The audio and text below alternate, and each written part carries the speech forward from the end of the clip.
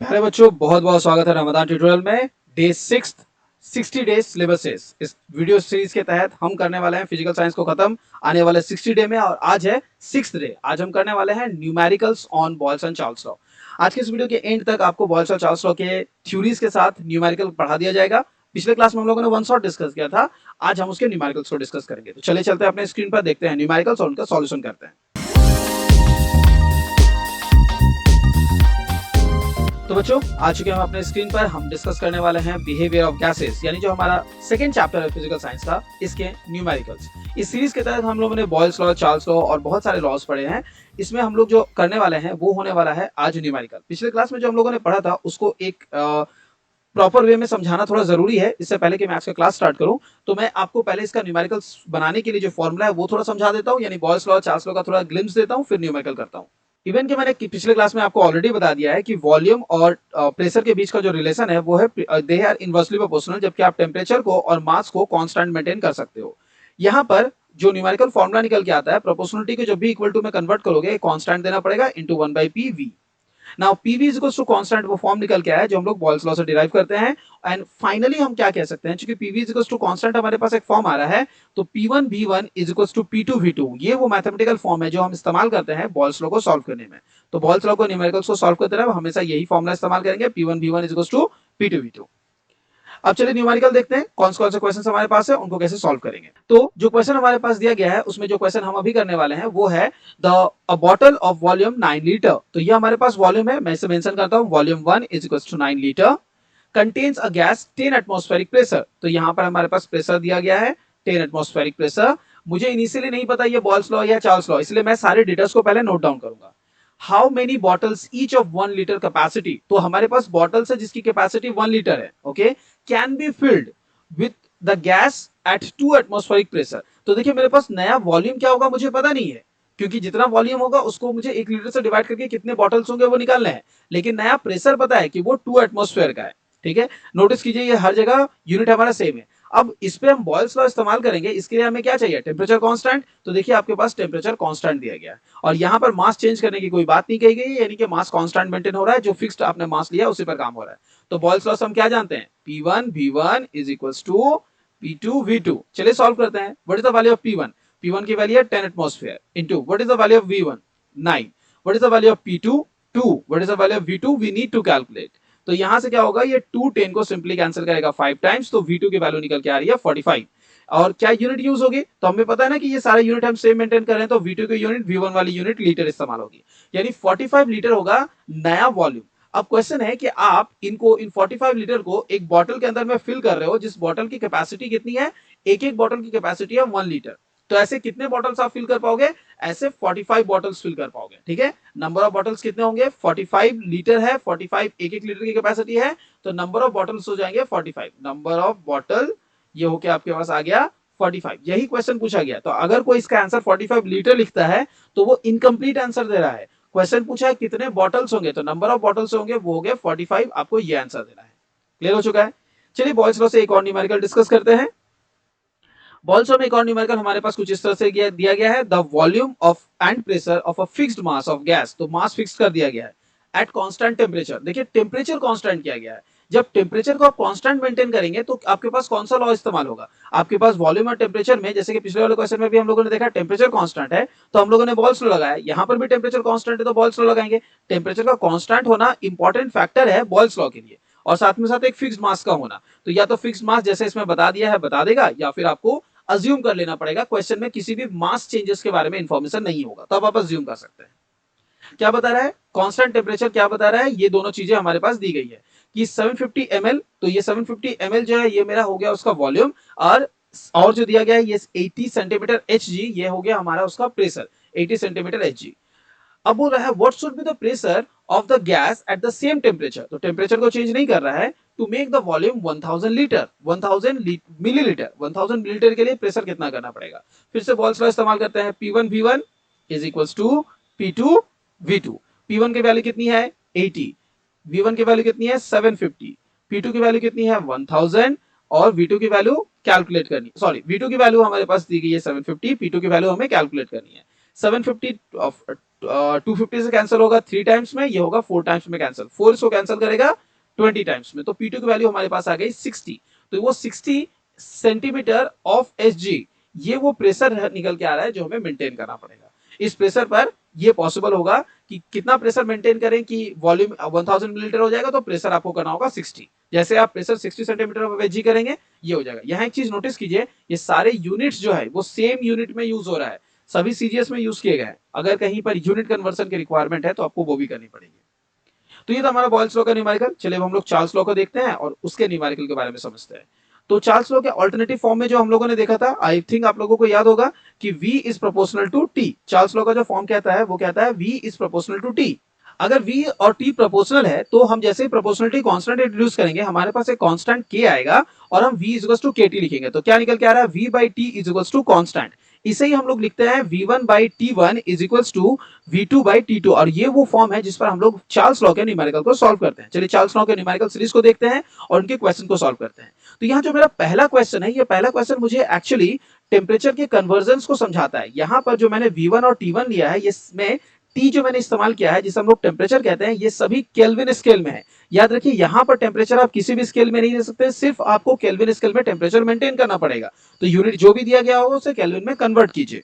पहला न्यूमेरिकल देखते हैं, what will be the reading at of 30 degree centigrade in absolute scale of temperature. तो अगर आपके पास टेम्परेचर दिया गया है जो कि केल्विन स्केल का टेम्परेचर है, और अगर आप उसे कन्वर्ट करना चाहते हैं, तो बेसिकली आपको ये समझना पड़ेगा, हम लोगों ने जो रिलेशन पढ़ा था Tk is equal to T plus 273, यहां पर आपको पता होना चाहिए ये जो T है वो डिग्री सेंटीग्रेड में है।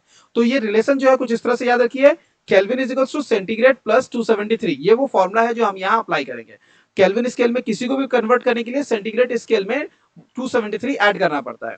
तो केल्विन स्केल में अगर वैल्यू हमारे पास निकालनी है तो सेंटीग्रेड की वैल्यू हम लोग 30 पुट करते हैं प्लस 273, तो हमारा रिजल्टेंट वैल्यू कितना निकल के आ रहा है, 303। ये केल्विन स्केल की वैल्यू आ रही है। ठीक है, इस पर एक न्यूमेरिकल एग्जाम में ऐसे पूछा भी जाता है कि 300 के और 30 डिग्री सेंटीग्रेड इन दोनों में कौन ज्यादा हायर टेम्परेचर है। तो अभी हम लोगों ने 30 डिग्री सेंटीग्रेड को 303 के देखा, तो क्या पता चल रहा है कि केल्विन स्केल का जो वैल्यू है वो सेंटीग्रेड स्केल से टेम्परेचर मतलब 30 डिग्री सेंटीग्रेड जो है वो हायर है 300 के से।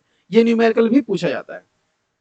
पहला न्यूमेरिकल आपको ये समझाने के लिए था कि हम इसे कैसे करते हैं। दूसरा जो न्यूमेरिकल है वो कुछ उसी तरह के फॉर्मूला पे एप्लीकेबल है, बोला है एब्सोल्यूट जीरो का जो टेम्परेचर है वो सेल्सियस स्केल में कितना होता है। ठीक है, तो हम लोग फिर से लिखते हैं Kelvin is equals to C plus 273। Okay, तो सेल्सियस स्केल में वैल्यू कन्वर्ट करना है, राइट। केल्विन स्केल में एब्सोल्यूट जीरो का मतलब होता है जीरो, C प्लस 273, तो C की वैल्यू कितनी निकलेगी, माइनस 273 डिग्री सेंटीग्रेड निकल गया। अब पूछ रहा है calculate its value on the Fahrenheit scale. तो आपको फॉरेनहाइट स्केल के साथ इसका रिलेशन भी पता होना चाहिए।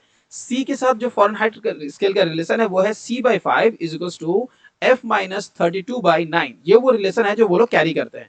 तो सेंटीग्रेड स्केल में वैल्यू कितनी निकली, minus 273/5 is equal to F minus 32/9।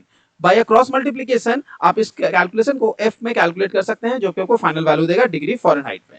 तो तरीका समझ आ गया किस तरह से हम लोग सेंटीग्रेड स्केल को फॉरेनहाइट स्केल में कन्वर्ट कर सकते हैं। अब हम लोग मेनली एंटर करते हैं, जैसे कि मैंने अभी पिछले क्वेश्चन में आपको बताया था ना कि इन दोनों में कौन सा बड़ा है, कैलकुलेट कीजिए, आप आसानी से कर सकते हैं।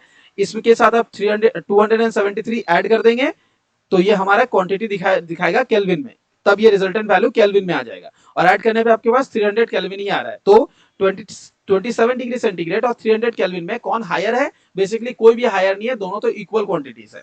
क्लियर है। चलिए हम लोग कुछ न्यूमेरिकल्स करते हैं और चैप्टर के कुछ क्वेश्चंस को सॉल्व करने की कोशिश करते हैं। पहला क्वेश्चन हमारे पास है, a sample of helium gas has a volume 520 centimetre cube at 373 Kelvin. तो केल्विन स्केल में टेम्परेचर कितना है, 520 सेंटीमीटर क्यूब, और टेम्परेचर कितना है, 373। नोट डाउन करते हैं, वॉल्यूम हमारे पास है 520 सेंटीमीटर क्यूब और जो टेम्परेचर है वो है 373 केल्विन। इसके बाद नया वॉल्यूम जो बताया गया है वो क्या है, तो ये हमारा V1 है, ये हमारा T1 है। नया जो वॉल्यूम V2 है वो है 260 सेंटीमीटर क्यूब। क्वेश्चन क्या पूछ रहा है, इस टाइम पे आपका टेम्परेचर यानी T2 क्या होगा। देखिए क्वेश्चन में हमें प्रेशर को रिक्वायरमेंट है कांस्टेंट करने का, तभी तो हम चार्ल्स लॉ इस्तेमाल कर पाएंगे। प्रेशर को दे दिया गया है कांस्टेंट, मास चेंजेस की बात नहीं है, इसीलिए हम लोग चार्ल्स लॉ अप्लाई कर सकते हैं। तो हम लोग क्या जानते हैं, V1/T1 is equals to V2/T2। चलिए यहां से सॉल्व करते हैं, कैसे सॉल्व करेंगे।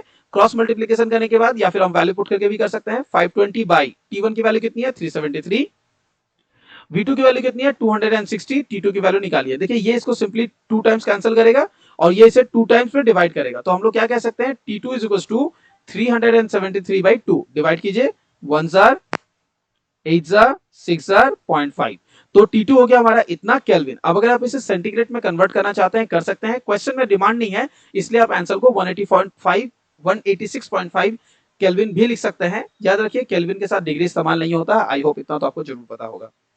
अब हम करेंगे कुछ और न्यूमेरिकल्स के सॉल्यूशन इस चैप्टर के तहत। चलिए एक बहुत ही इंटरेस्टिंग सा न्यूमेरिकल है जिसे हम लोग इसके तहत सॉल्व करते हैं। ये हमारा इस सीरीज का लास्ट न्यूमेरिकल होगा, लेकिन न्यूमेरिकल से रिलेटेड मुझे आपको कुछ और बातें बतानी है, वो मैं इस क्वेश्चन के बाद बताता हूँ। The temperature of a gas of a fixed mass, तो मास फिक्स कर दिया गया है, टेम्परेचर 27 डिग्री सेंटीग्रेड, टेम्परेचर दिया गया है 27 डिग्री सेंटीग्रेड। मैंने बताया है यहाँ पर सिर्फ केल्विन में बात करेंगे और 27 300 केल्विन होता है, मैंने कन्वर्ट करके भी दिखाया है। अब जानते हैं at what degree of Celsius temperature the volume of a gas becomes double। तो अगर मैं इनिशियल वॉल्यूम V है तो फाइनल वॉल्यूम कितना हो जाएगा 2 टाइम्स ऑफ V। ठीक है, याद रखना है। टेम्परेचर पूछ रहा है क्या होगा, ठीक है, और ये टेम्परेचर देखिए यहाँ पर क्वेश्चन में डिमांड किया है इन डिग्री सेल्सियस, तो आपको आंसर फाइनली डिग्री सेल्सियस में बताना है, लेकिन कैलकुलेशन आप केल्विन में करेंगे। तो हम क्या जानते हैं V1 by T1 is equals to V2 by T2। Let's solve. What is the value of V1 V, what is the value of T1 300, what is the value of V2 2V, what is the temperature T2, V cancel कर सकते हैं। अब हम क्या पाएंगे T2 is equals to 600, तो ये हमें मिल के आ रहा है टेम्परेचर जो होना चाहिए वो 600 केल्विन होना चाहिए। अब इसे डिग्री सेंटीग्रेड में कन्वर्ट करने के लिए आप क्या करेंगे 600 में से 273 सब्सट्रैक्ट कर देंगे, रिजल्टेंट वैल्यू जो निकल के आएगा वो हमारा आंसर होगा 7, मतलब ये हो गया हमारा 80 300 एंड 300, तो 327 डिग्री सेंटीग्रेड पर जाकर ये पॉसिबल है कि आप उसके वॉल्यूम को डबल कर दें। क्लियर है? तो इस तरह से हम लोगों ने क्या देखा चार्ल्स लॉ के न्यूमेरिकल्स। अब मैंने आपको बताया था कि मैं आपको इस न्यूमेरिकल की सीरीज के तहत और कोई न्यूमेरिकल तो नहीं करवाने वाला, ये हमारा लास्ट है, बट फिर भी ये हमारा न्यूमेरिकल का एंड नहीं है। प्रीवियस ईयर में जितने भी न्यूमेरिकल्स आए हुए हैं उन सारे न्यूमेरिकल्स को हम अपने इसी सीरीज के तहत सॉल्व करेंगे, जहां पर आने वाले वीडियोस में मैं आपको नेक्स्ट कल के वीडियो में 7th डे वाले वीडियो में मैं आपको सॉल्व करवाने वाला हूं इंपॉर्टेंट क्वेश्चंस, और 8th डे में मैं आपको प्रीवियस ईयर सॉल्व करवाऊंगा। जब मैं प्रीवियस ईयर सॉल्व करवाऊंगा प्रीवियस ईयर के सारे न्यूमेरिकल्स आपको प्रोवाइड करवाऊंगा। क्या आपको आज के क्लास का ये जो नोट है ये वीडियो चाहिए, इस वीडियो का नोट चाहिए? अगर हाँ तो आप इस वीडियो के नोट को डाउनलोड कर सकते हैं, लेकिन वो हमारे पेड वर्जन में अवेलेबल है।